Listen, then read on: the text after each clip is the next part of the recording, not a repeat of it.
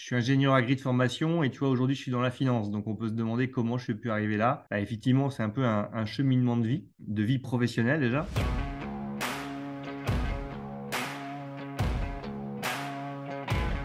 Au fond de moi, effectivement, j'avais tout pour être heureux, hein. Honnêtement, en banque, j'avais plutôt une belle carrière. J'adorais ce que je faisais. J'avais beaucoup d'autonomie. J'avais la confiance de mes hiérarchiques, tu vois. Donc, tout pour plaire, quoi. Et j'étais bien occupé, hein, et on m'occupait bien, donc c'était très bien.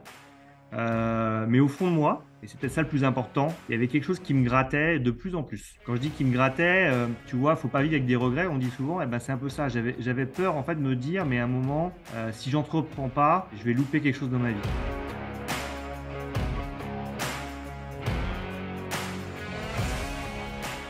Il y a deux valeurs hyper importantes qui sont la liberté et la loyauté. Tu vois, la loyauté par rapport à mon associé, par rapport à mes collaborateurs, par rapport à toutes les parties prenantes, mais vraiment la numéro un, c'est la liberté. En fait, je sens que dès qu'on touche à ma liberté de façon générale, hein, sans faire de politique ou de philosophie, en fait, ça m'irrite, tu vois. Et je pense que l'entrepreneuriat, vraiment, pourquoi j'ai fait tout ça, c'est vraiment pour me sentir libre.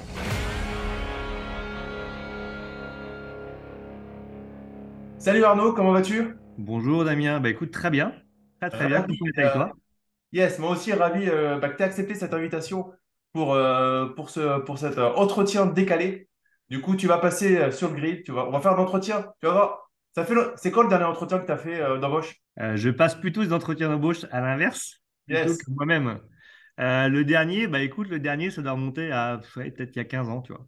Donc, on va faire un petit entretien en décalé, c'est-à-dire qu'il va y avoir des questions calées. Il va y avoir des questions décalées. Et il y a une règle du jeu, Arnaud. Tu as le droit à un joker. Tu as le droit une fois de me dire Damien, là, je réponds pas. Et donc, du coup, j'aurai peut-être un petit sourire, mais je te laisserai C'est dur, un seul joker. un seul joker. Ouf, Euh, ok. En tout cas, Arnaud, c'est cool. On s'est rencontrés il y a quelques semaines dans tes bureaux. Donc, Arnaud, tu es responsable. Je vais te laisser te présenter parce que tu as plusieurs sociétés. Donc, je te laisse te présenter pour les personnes qui ne te connaissent pas encore. Ça marche. Bah écoutez, moi je m'appelle Arnaud Guilleux, donc j'ai 45 ans et effectivement j'ai deux sociétés que j'ai créées avec mon associé il y a maintenant 8 ans. La première qui s'appelle HF Finance Courtage, qui en fait qui s'occupe de courtage en crédit pour les dirigeants d'entreprise. Donc on va faire du financement en fait professionnel ou patrimonial pour les chefs d'entreprise, voilà, aux dirigeants. Et puis j'ai également une autre société qui est monemprunt.com, qui est une startup qui est plus récente puisqu'elle a maintenant un peu plus de 5 ans, et qui est toujours en pleine croissance, qui elle va travailler plutôt sur le courtage en crédit également, mais que sur le particulier et un peu partout en France, et de manière un peu plus comment dire, moderne, avec une plateforme, avec une expérience client qui est très innovante. Donc voilà, j'ai deux entreprises, deux bébés que je conduis maintenant au quotidien avec Emmanuel, mon associé. Du coup, tu les conduis depuis la Bretagne? Ouais, alors c'est vrai que on est parti de la Bretagne, donc tu vois, ça change un petit peu de Paris. On se bat là-dessus d'ailleurs, hein, d'être entrepreneur en dehors de la région parisienne, c'est possible. Voilà. Même aussi quand on est une start-up, c'est des fois un peu plus compliqué, parce qu'il y a quand même pas mal d'organes décisionnaires qui sont sur Paris, on va pas se mentir. Mais c'est aussi jouissif, entre guillemets, d'être sur un territoire, tu vois, où, un peu plus local pour créer sa boîte. Parce que finalement, il y a quand même pas mal d'énergie dans nos provinces et ça, c'est vraiment cool. Yes. Est-ce que tu as fait des études, Arnaud? Ouais, je suis ingénieur agricole de formation, tu vois. Donc, après mon bac, c'est une école d'ingé avec maths sup, maths p intégré. Donc, 5 ans, voilà, d'études après le bac que j'ai fait sur Rouen. Yes. Excellent. Et ça va amener, c'est bien parce que du coup, ça va amener aux questions qui vont dérouler derrière. Tu as eu une vie avant l'entrepreneuriat? Oui, alors déjà, je suis ingénieur agri de formation et tu vois, aujourd'hui, je suis dans la finance. Donc, on peut se demander comment je suis pu arriver là. Bah, effectivement, c'est un peu un cheminement de vie professionnelle déjà. Après mes études, en fait, je suis rentré dans la banque. Déjà, j'ai fait mon mémoire de fin d'études dans la banque, voilà, parce que j'avais déjà très envie. J'aimais beaucoup la gestion d'entreprise dans la partie justement agricole. Et j'ai été embauché par le domaine bancaire après mon mémoire de fin d'études, par une grande banque française qui voulait justement développer ses parts de marché auprès des agriculteurs. Donc moi, mon premier travail, tu vois, ça a été financer le monde agricole. Donc c'est un monde que je connais bien. Et aujourd'hui, ce sont enfin, de réels chefs d'entreprise, hein. Donc voilà, avec leurs outils, avec des salariés, avec des spécificités du monde agricole.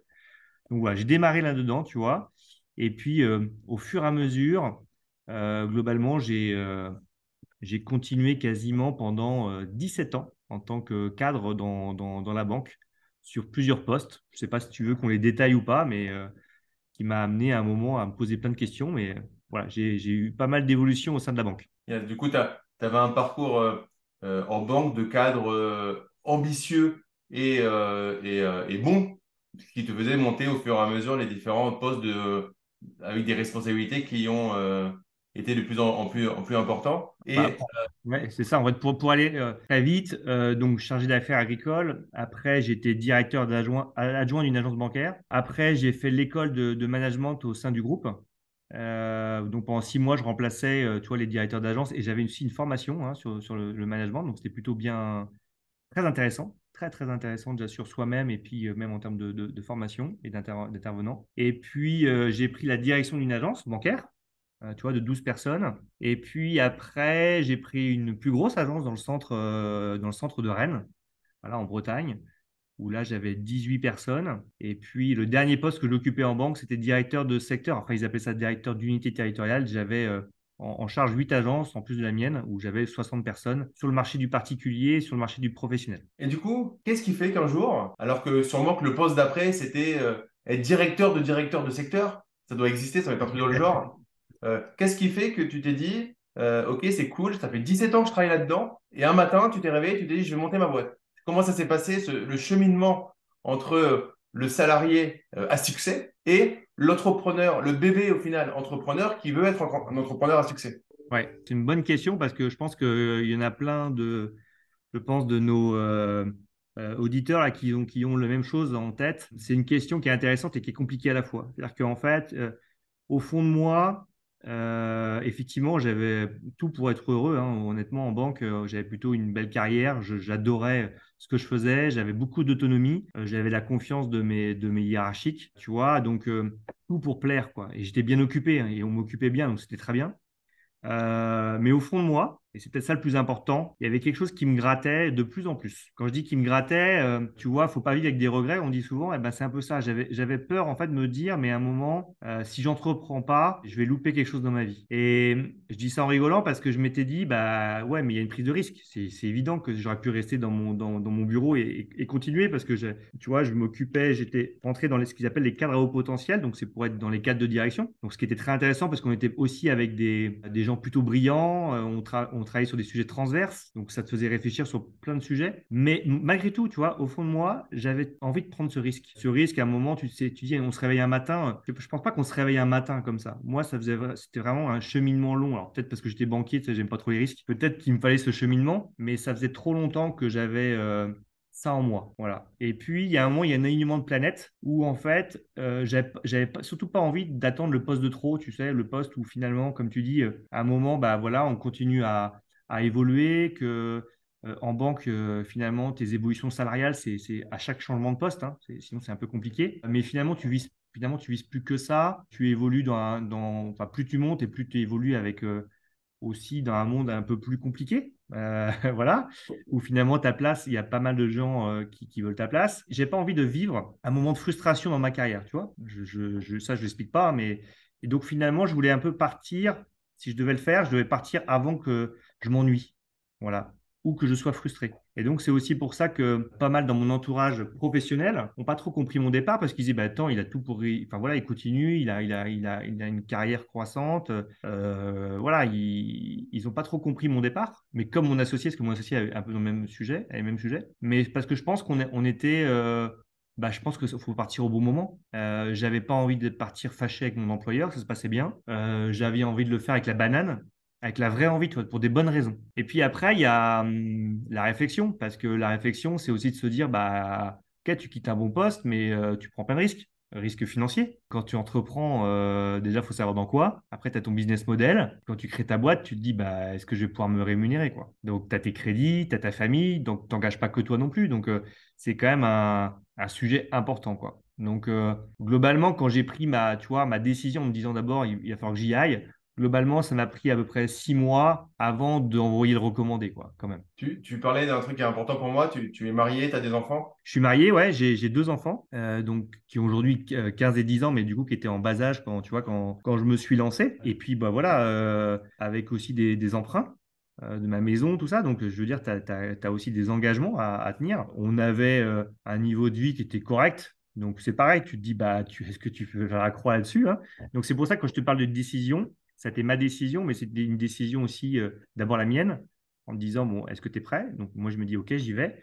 Mais d'abord, il fallait aussi que j'interroge comment mon épouse, mais aussi, tu vois, ça a même été jusqu'à un petit conseil de famille. Alors, ma petite, elle était vraiment petite, donc elle a observé, mais je pense qu'elle n'a rien compris. Par contre, voilà, mon grand garçon, voilà, il était un peu plus mature et il a compris ce qu'on disait. Parce que je voulais aussi les embarquer dans l'histoire, qu'ils ne me reprochent pas non plus si ça plante, quoi. Tu vois, c'est ça le sujet aussi. Yeah, c'est excellent. Je pense beaucoup à cette question sur le couple parce que indéniablement, on peut pas la même chose, on peut pas faire la même chose à 20 ans quand on est célibataire et qu'on est tout fougueux qu'à 30 ans, 35, 40 quand quand on n'engage pas que soi, sans parler forcément d'échec parce qu'un échec, ça va construire un succès, mais en tout cas dans la longueur, l'endurance qu'il faut peut-être avoir pour qu'à un moment, on puisse se verser ce salaire et puis revenir à la rémunération qu'on avait en quittant le salariat, etc. Donc, excellent. On était dans le même cas. J'avais aussi, quand j'ai quitté le salariat, enfin, j'ai toujours d'ailleurs une femme et puis 2 enfants.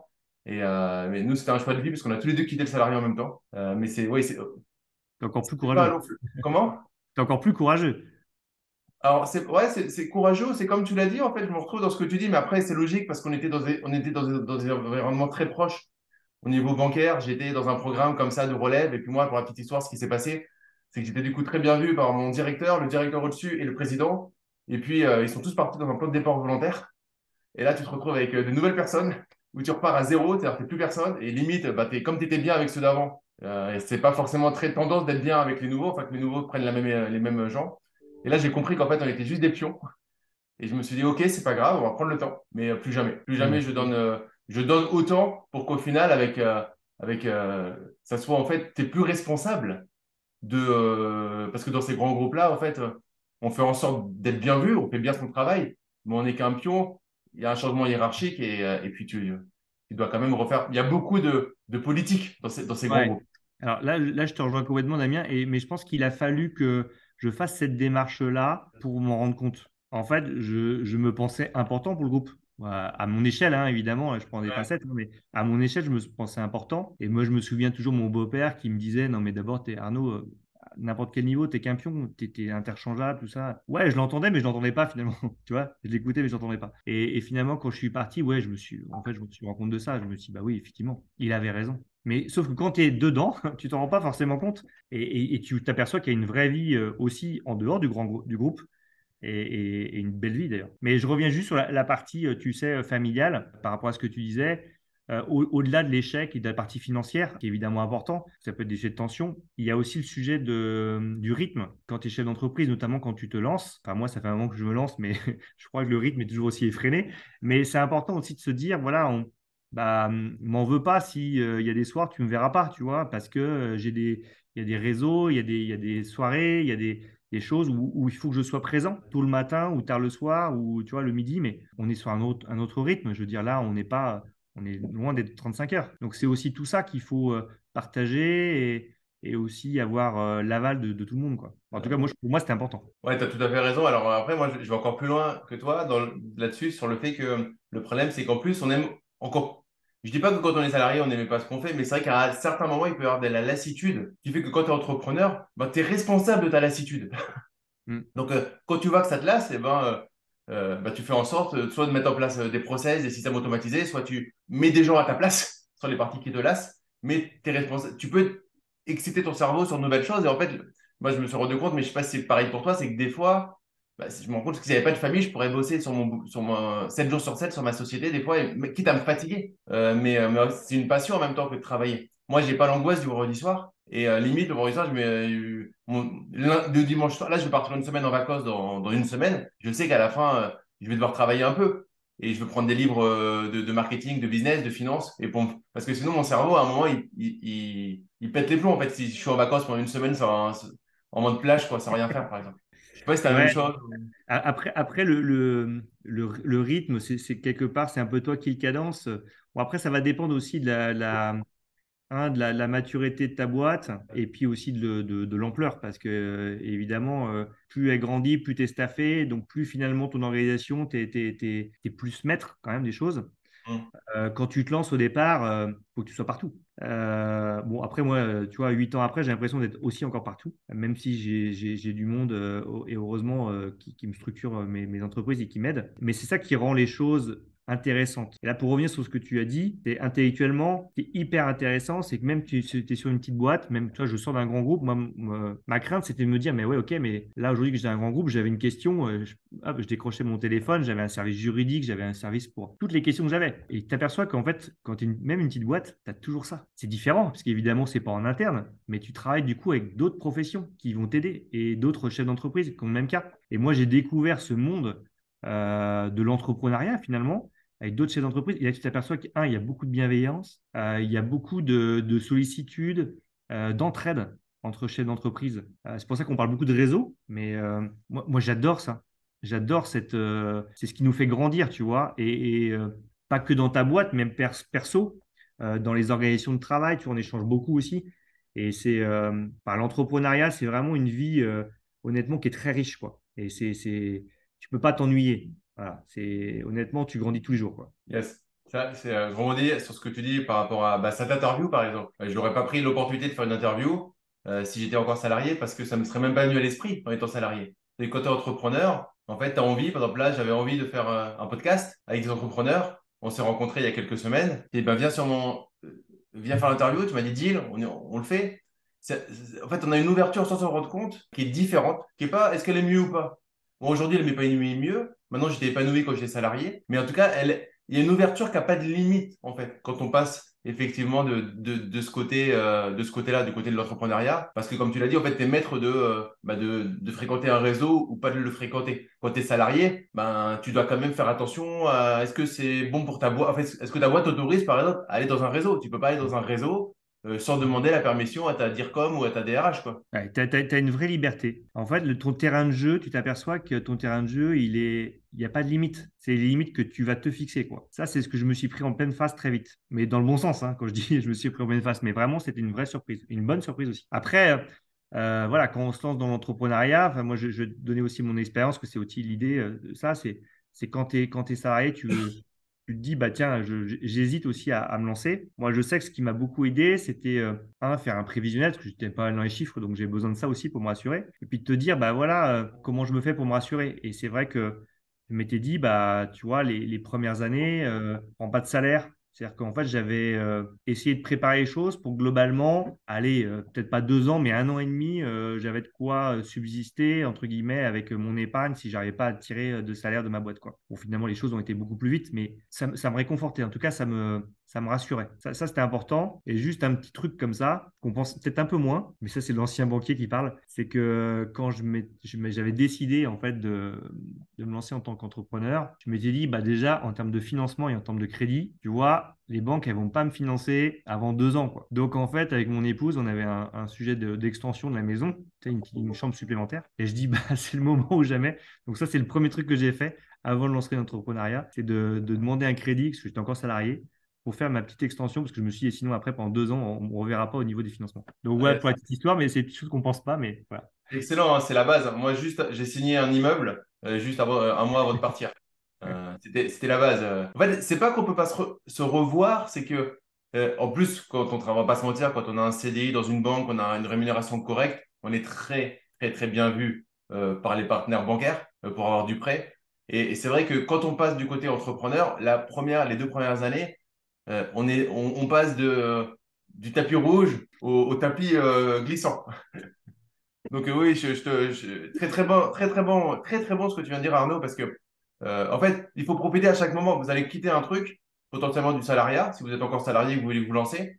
bah, effet de levier pour bénéficier encore pendant 20 ans de l'effet de votre dernière fiche de paye en CDI. C'est excellent ça. J'y avais pas... C'était la première personne qui le sort dans les interviews. Et c'est pertinent, mais effectivement, c'est le côté banquier qui parle. Bon, après, des fois, on peut avoir des financements avant 2 ans de bilan, hein. Suffit que le premier bilan est vraiment très bon. On a des cas, nous ici, tu vois, où on arrive à sortir des financements même après 1 an de bilan, quoi. Voilà. Mais Il y a, voilà, il y a pas, mais c'est juste que le tapis, il est moins rouge, quoi. c'est ça. C'est ça. Voilà. Mais de toute façon, c'est comme tous les amis. Il n'y a pas de. On veut que le monde soit binaire. C'est blanc ou c'est noir. Mais dans la vraie vie, heureusement que c'est pas blanc ou noir et que c'est toujours modéré. Mais c'est vrai que le cerveau humain, il a envie d'une réponse. Je vais créer ma boîte, je pourrais prendre un salaire dans 6 mois. Mais en fait, tu sais pas. Donc, effectivement, dans un business plan, mais 1 an, mais peut-être que ce sera 3 mois, peut-être que ce sera jamais. Tu peux pas avoir. Heureusement, c'est ça qui fait que c'est beau. C'est que deux projets presque pareils vont pas avoir le même succès. Moi, je trouve que c'est ça qui est excitant dans l'être humain, c'est qu'on est, tout n'est pas prêt à l'avance. Après, c'est vrai qu'aujourd'hui, alors moi, je suis parti en démission et à l'époque, il n'y avait pas de. Toi, soit tu avais une rupture conventionnelle, mais moi, je ne l'ai pas eu. Donc, c'est-à-dire que je suis parti sans rien. Aujourd'hui, je sais que bah, d'abord, j'accompagne des collaborateurs tu sais, pour créer leur boîte.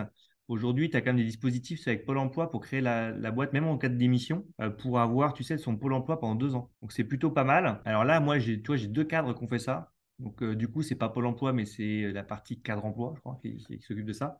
Et qui permet, tu vois, même en cas de démission, de toucher quand même Pôle emploi pendant 2 ans pendant ta création de boîte. Donc, évidemment, tout ça s'anticipe. C'est-à-dire qu'il faut les voir avant de démissionner Hum. évidemment. Mais c'est quand même ultra, ultra intéressant. Ça a été mis en place il y a pas si longtemps, hein. Et c'est pas super connu. Donc c'est pareil, ça peut aussi sécuriser, tu vois, une démarche entrepreneuriale, quoi. Ouais, tout à fait, je suis assez d'accord. Et à côté, il y a le côté pervers de ça, qui est de pas être. Il faut faire ça, ça vous donne la sécurité, mais à côté, il faut avoir la niaque. Parce que je connais Ah, quelques-uns qui ont eu ça, et du coup, pendant 2 ans, ils ont fait semblant d'être entrepreneurs. Et puis, quand le chômage est terminé, bah, ils sont retournés tranquillement reprendre leur ancien poste ou l'équivalent, parce qu'en fait, ils s'étaient pas donné les moyens. Et à un moment, tu l'as bien dit, et j'en parle souvent, il y a un déséquilibre inévitable à avoir dans sa vie hmm. pro, mais du coup, si dans sa vie pro, ça va être dans sa vie perso, ça va être dans son sport, ça va être dans tout, même si ça va se retrouver, même si il va falloir se lever plus tôt, se coucher plus tard que les autres et refuser des soirées parce que le lendemain matin, bah, tu peux pas te permettre d'être fatigué, même si c'est dimanche, parce que tu dois bosser. Ça fait partie d'un truc où j'ai vu pas mal de personnes qui avaient cette perfusion là Ouais, je vois. de l'ARE ou de l'ACRE, quoi, D'accord. et Hmm. qui du coup y allaient se mentir à eux-mêmes, quoi. Mais en fait, c'est juste qu'ils n'étaient pas prêts à faire ce pas dans l'entrepreneuriat. C'est un vrai choix. On ne fait pas entrepreneur parce qu'on ne veut pas faire salarié. On fait entrepreneur parce qu'on veut créer quelque chose, parce on veut comme tu l'as dit, avoir nos limites. Mais c'est pas juste parce qu'on aime plus son patron, quoi. Non, ça va être compliqué. C'est quoi ton quotidien de chef d'entreprise Aujourd'hui, aujourd'hui, aujourd'hui, ouais. ouais, aujourd'hui, mon quotidien, c'est de faire en sorte, si tu veux, de. Bon, du coup, moi, j'ai quand même aujourd'hui pas mal de collaborateurs, donc ça me change un petit peu de mon quotidien du départ. Ce qui ne change pas depuis le départ, tu vois, c'est que j'ai toujours gardé des clients. C'est-à-dire que je suis toujours dans l'opérationnel, je suis toujours au contact, tu vois, finalement, bah, du pourquoi je suis entrepreneur plutôt. C'est qu'au final, mes clients, je les vois au quotidien. Après, je gère pas tout chez mes clients et c'est pour ça que je suis staffé. Mais ce que je veux dire, c'est que je garde toujours un pied sur le terrain parce que c'est ce qui me permet aussi, en tout cas, j'espère, de prendre des bonnes décisions. Mon quotidien, donc, c'est toujours être en contact avec mes clients parce que du coup, je les ai quasiment tous les jours. C'est surtout comment dire, mettre de l'huile dans les rouages à tout niveau. C'est-à-dire que aujourd'hui, moi, j'ai des bonnes équipes, mais évidemment, elles ont toutes des problématiques dans les dossiers. Donc, en fait, moi, c'est d'apporter en tout cas mon expérience ou mon expertise sur certains sujets un peu plus compliqués pour voilà, défaire les nœuds, pour faire que mes collaborateurs ils avancent sur les dossiers et que finalement, que ça soit d'un point de vue opérationnel, juridique, voilà, finalement à tout niveau, mon travail au quotidien, c'est ça, c'est de faire avancer les choses, de fluidifier les choses et de faire en sorte aussi que les gens soient bien, quoi. Ça, c'est vraiment ultra important pour moi. Tu parlais de boule au ventre. Moi, je veux pas que mes collaborateurs ils viennent pas avec du plaisir, quoi. S'ils viennent pas avec du plaisir, ça se ressent et du coup, bah voilà, comme tu dis, il faut qu'ils se posent des bonnes questions, quoi. Et j'ai pas créé moi ces structures-là pour que mes collaborateurs, tu vois, ils soient pas épanouis. Ça, c'est ultra important. Toi qui es dans ton business, tu es l'un des premiers que je reçois, j'en ai reçu quelqu'un qui a un business model où tu es obligé d'avoir des salariés, obligé d'avoir des bureaux, enfin obligé, relativement obligé d'avoir des bureaux. Moi, je sais que c'est un business model où je me pose souvent la question et je freine sur l'acquisition de bureaux, le fait d'avoir des salariés en local et tout. Comment tu as géré ça? Est-ce que tout de suite c'était une évidence? Est-ce que tu avais un frein au début et est-ce que c'est une peur pour toi? Moi, clairement, c'est une peur de gérer des salariés en France avec ouais, le contrat français qui est quand même assez pro salarié plutôt que employeur, qui est assez tendu pour l'employeur. Ouais, Euh, Toi, tu as eu des craintes au début parce que ton business model, t'as pas trop le choix au final que d'y aller là-dessus. Mais tu as eu des doutes là-dessus, enfin, comment ça s'est passé? ouais, bah, c'est une bonne question parce que je vais te dire, en fait, quand j'ai créé ma boîte avec mon associé était directeur d'agence aussi. Et donc, moi, j'avais donc 60 collaborateurs à ce moment-là. Et en fait, moi, mon idée, c'était de se dire, j'entreprends. Par contre, voilà, l'idée, c'est de revenir à moi, quoi. Parce que quand tu as des collaborateurs, finalement, je me levais le matin, je ne pensais jamais à moi. Voilà, je pensais finalement tout le temps à eux, à leurs projets, à leurs problèmes et à résoudre leurs problèmes, tu vois. Et je me suis dit, mais non, il faut que je revienne à ce que j'aime, c'est le client, c'est le terrain, voilà. Et donc, c'est ce que j'ai fait au départ quand on a créé la boîte. On était tous les deux avec Emmanuel. Et puis, on dit, bah non, on veut pas embaucher. C'est vraiment ça notre objectif. Enfin, c'est pas notre objectif, plutôt nos moyens qu'on s'était donnés. Non, non, on va continuer tous les deux. Peut-être avec quelqu'un pour nous aider, pour nous assister, mais c'est tout, quoi. Bon, au bout de 6 mois, on était déjà quatre. Parce que voilà, comme tu dis, bah, on avait du mal à dire non au projet et puis ça venait quand même pas mal fort.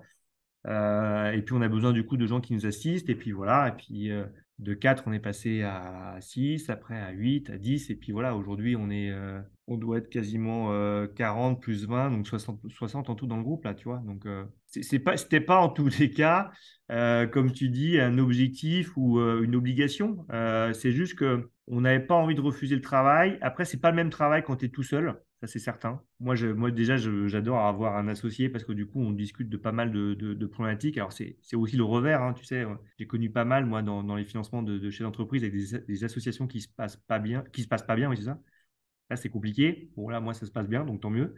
Mais du coup, on peut échanger sur pas mal de sujets de problématiques. C'est vrai que la solitude du chef d'entreprise, elle peut vite arriver. Après, la solitude du chef d'entreprise, elle peut être vite gommée parce que tu as plein de réseaux aussi où tu discutes avec d'autres dirigeants.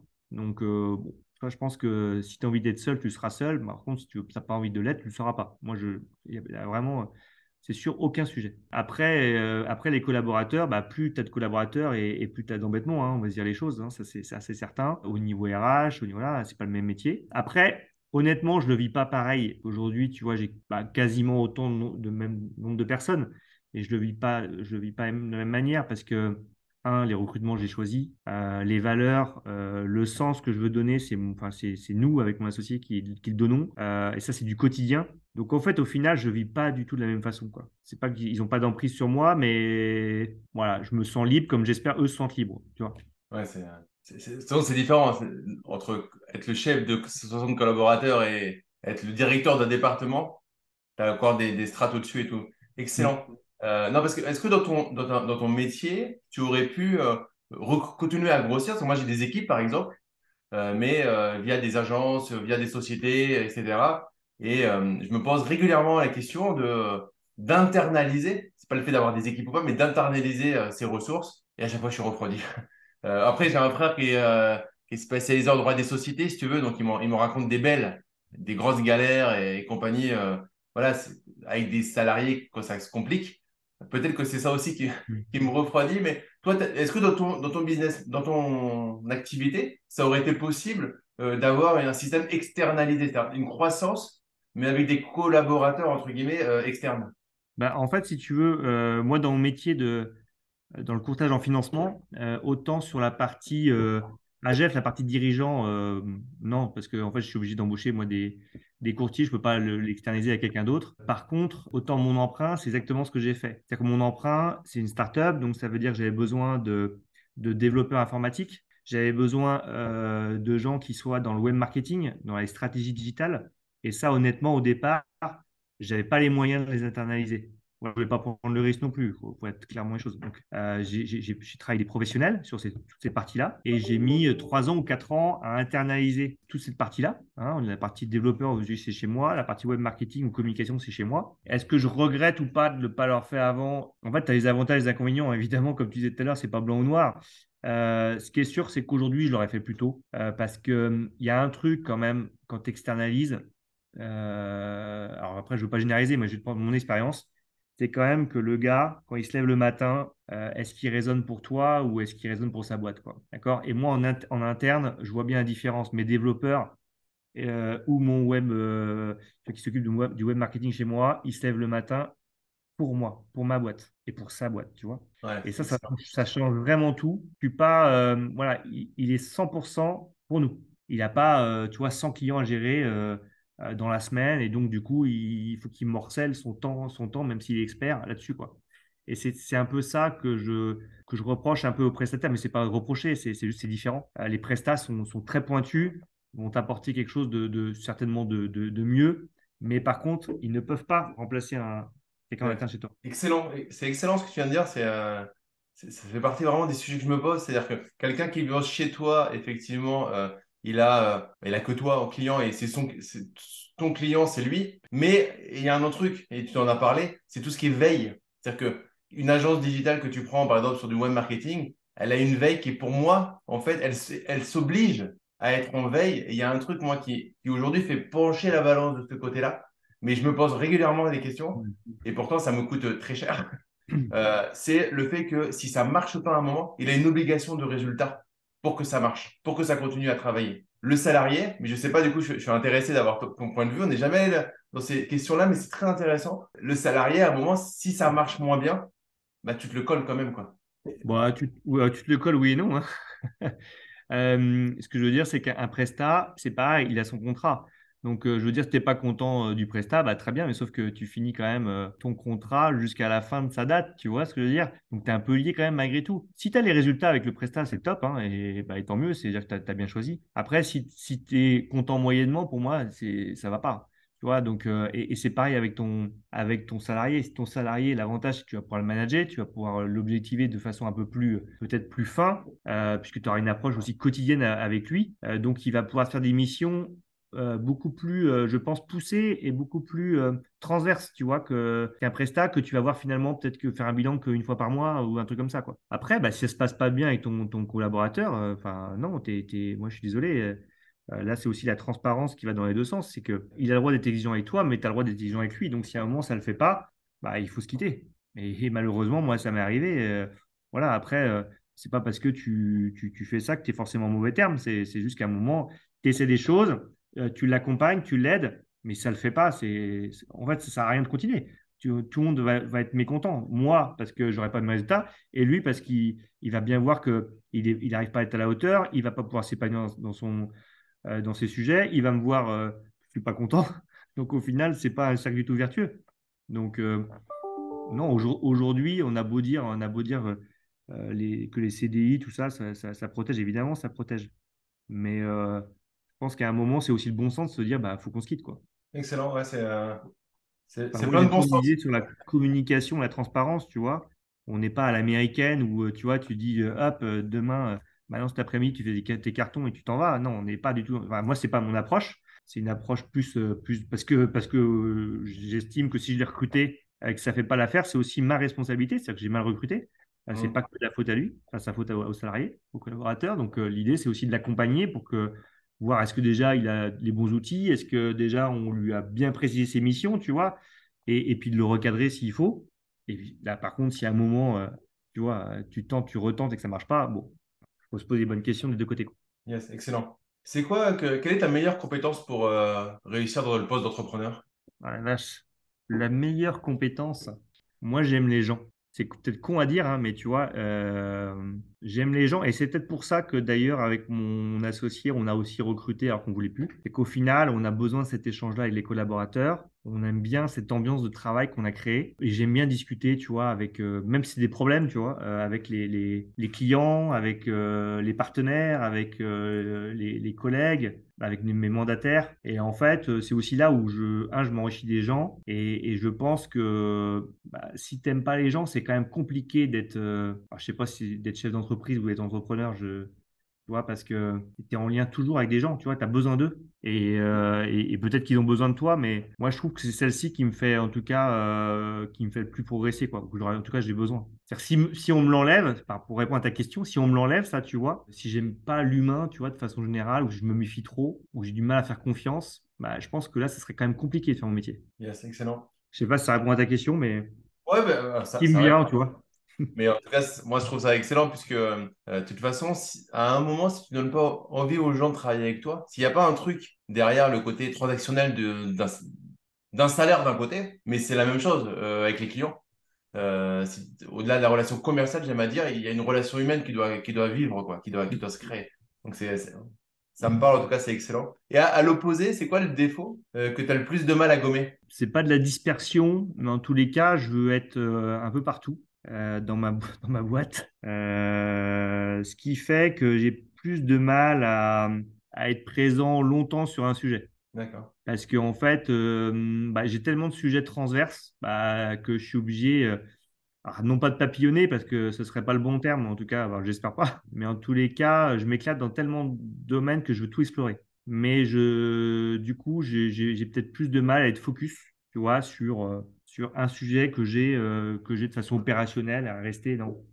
Voilà, je vais évidemment m'y mettre à fond dedans, mais une fois que mon taf est fait ou que pour moi, j'ai donné ce que j'avais à donner, moi, en tant que chef d'entreprise, bah, il faut que je passe à autre chose. D'accord. C'est quoi le chiffre d'affaires de tes sociétés l'année dernière? Ah, Joker. Ah, Euh, j'ai le droit, tu m'as dit un Joker. T'as le droit.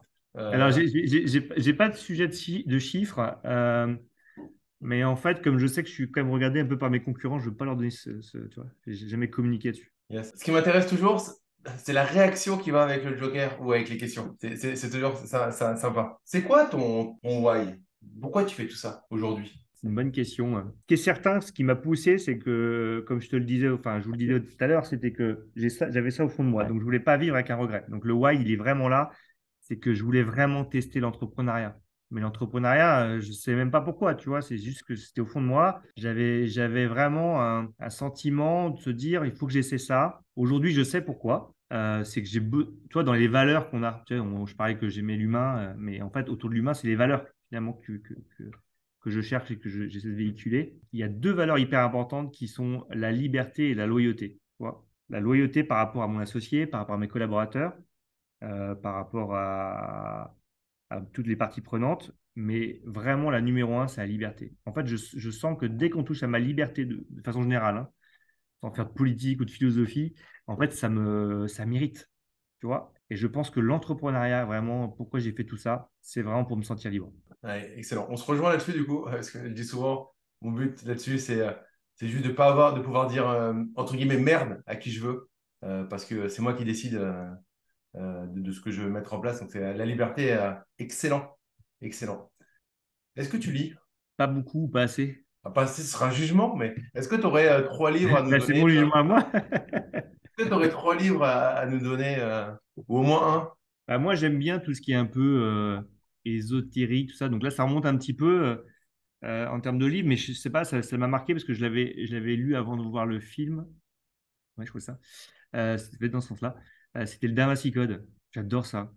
J'adore ce bouquin et ouais, à chaque fois, ça me transporte parce que j'ai toujours eu ce côté un petit peu, tu sais, mystérieux. J'adore ça. J'adore ces côtés mystère, aller chercher. Quand j'étais gamin, tout gamin, je voulais être archéologue, tu vois. Toutes les conneries qu'on peut voir des fois sur, tu vois, sur la télé ou Netflix, là, ou sur YouTube, sur les aventuriers, j'adore ça. Mais alors, les aventuriers, des fois, un peu mystiques, tu vois. Donc, ouais, Da Vinci Code, j'aime beaucoup. Voilà. Excellent. Est-ce que tu dirais que tes études t'ont servi dans ta vie d'entrepreneur? Si je raisonne sur certains cours de biochimie ou de physique, de la mécanique, je pense qu'au quotidien, pas du tout. Si je raisonne plus sérieusement et avec un peu plus de hauteur, évidemment qu'elles m'ont servi car en fait, elles m'ont permis de me structurer. Et en fait, comme je te disais, c'est quoi, tu m'as posé une question, c'est quoi mon quotidien? Et mon quotidien, c'est résoudre des problèmes. Et résoudre des problèmes, c'est quoi? C'est résoudre des équations. Et ça, c'est qu'est-ce que j'en ai bouffé en maths sup, maths spé. Donc en fait, si tu veux, c'est con, hein, mais c'est d'aller vite sur des raisonnements, des problématiques, c'est de trouver, tu vois, les inconnus. Bah, c'est un peu ça, mon quotidien. Et vraiment, et d'ailleurs, je pousse mon fils à essayer aussi de, parce que bon, voilà, des fois, tu vois, il a 15 ans aujourd'hui. Des fois, il a un peu plus de, c'est un garçon. Donc tu le sens des fois un peu feignant, quoi. Tu vois. Et, et je me dis, non, j'essaie de le pousser un peu là-dessus parce que, et lui faire comprendre que les études, ça va être ultra important pour lui, pour plus tard. Bah, justement, on parle de liberté, de choix, tu vois, et j'ai envie qu'il ait le choix. Alors après, tu sais, aujourd'hui, je suis pas sûr que ce soit les études qui fassent tout, loin de là, hein. Mais je trouve que moi, en tout cas, ça m'a beaucoup aidé. Ça m'aide beaucoup au quotidien. Voilà. J'en ai chié, mais je sais que des fois, ça m'aide pour résoudre mes problèmes, mes problématiques, pour prendre de la hauteur, quoi. Ça, c'est certain. Et qu'est-ce que tu dirais à un jeune là qui nous écoute, qui a envie de lâcher ses études pour se consacrer 100% à son projet de création d'entreprise? Bah, qu'il y aille s'il le sent. Je peux pas lui dire autre chose. Moi, je suis pas son père ou sa mère. Je pense qu'eux diraient ça différemment et je pense que je ferais pareil pour mon fils parce on est moins objectif pour ses enfants. Mais aujourd'hui, tu t'aperçois quand même que de plus en plus ou de moins en moins, il n'y a plus trop de vérité. Et tant mieux. Je dirais pas qu'on est encore à l'anglo-saxonne où finalement tout le monde peut réussir en partant de n'importe où. Mais moi, elles m'ont servi mes études, hein. Mais voilà, je pense qu'on l'a créé, on est parti de rien. Et est-ce que sans les études, j'aurais peut-être fait la même chose? Peut-être, peut-être pas. Mais en tous les cas, ce qui est sûr, c'est que quand tu as la volonté, la niaque, comme tu disais tout à l'heure, elle t'abat toutes les cartes, hein. Moi, je vois quand même aujourd'hui, comme je suis avec beaucoup de contacts de chefs d'entreprise, bah, je peux te dire que plus de la moitié, voire même 70%, c'est quand même des autodidactes. Ils ont peut-être pas, ils ont pas tous, ils ont fait tous des études différentes, courtes, longues, certains pas du tout. Et il n'y a aucune corrélation dans la réussite, d'accord?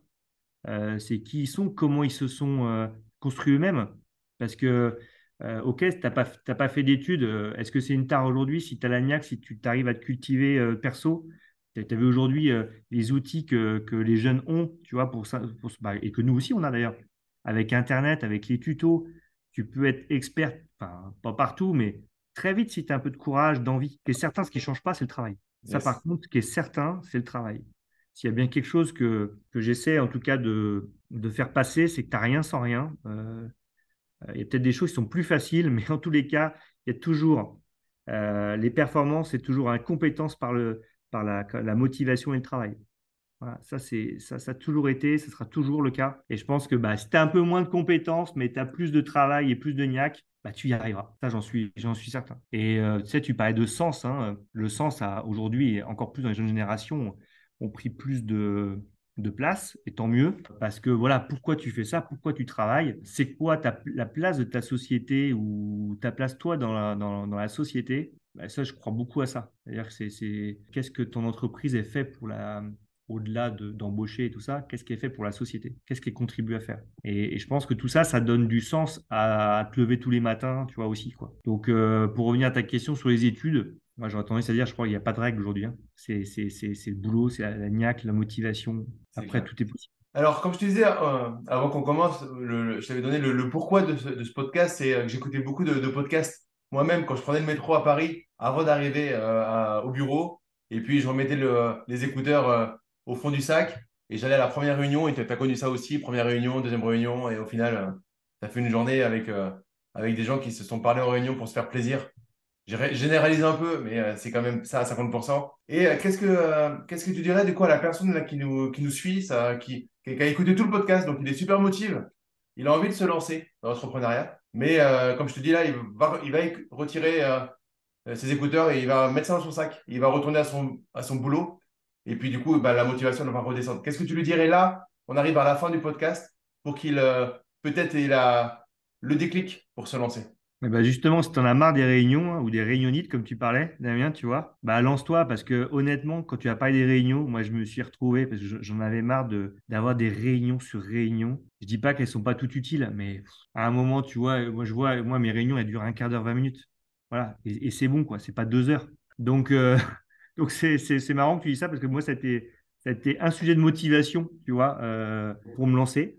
Donc, bah, écoute, non, quand tu auras rangé tes écouteurs, je pense que tu vas surtout te dire, est-ce que tout ce qu'on s'est dit là, est-ce que ça résonne dans ton ventre, que ça vient de là? Est-ce que ça résonne dans ton ventre, ce qu'on vient de te dire? Est-ce que entreprendre, voilà, tu le sens en fait, tu vois, tu le sens en toi, il n'y a même pas de question. Tu peux avoir des questions, des interrogations sur est-ce que je prends pas un risque, tout ça, d'accord, ok, ça, et ça, on le comprend, et il y a largement ce qu'il faut pour t'accompagner et répondre à tes questions. Par contre, il y a une question, il n'y a que toi qui peux le répondre, c'est est-ce que au fond de ton ventre, là, tu as envie d'entreprendre? Et ça, tu le sais. Excellent. Excellent. On arrive à la fin du podcast, Arnaud. Merci vraiment pour ton temps. Est-ce que tu as quelque chose à ajouter pour conclure? On a fait un tour vraiment très sympa et je te remercie. Tu as quelque chose à ajouter pour ta défense? Non. Non, bah écoute, déjà merci Damien, en tout cas pour ce format-là. Que je ne connaissais pas et qui, voilà, donc on a en plus rien préparé, donc c'est vraiment, moi je donne juste voilà, mon humble expérience tu vois, d'entrepreneur, mais avec plaisir si tu as, si t'as des questions, tu vois Damien, c'est pareil dans le sujet de cette vidéo après. Moi, c'est avec plaisir aussi si je peux aider des entrepreneurs à se lancer, à répondre à leurs questions. Bah, surtout, je suis pas mal dans ces sujets-là, donc extra professionnel, de façon extra professionnelle, tu vois, dans les réseaux. Voilà, si je peux aider des collaborateurs à se lancer, moi vraiment, bah, c'est un vrai sens dans ma vie, tu vois.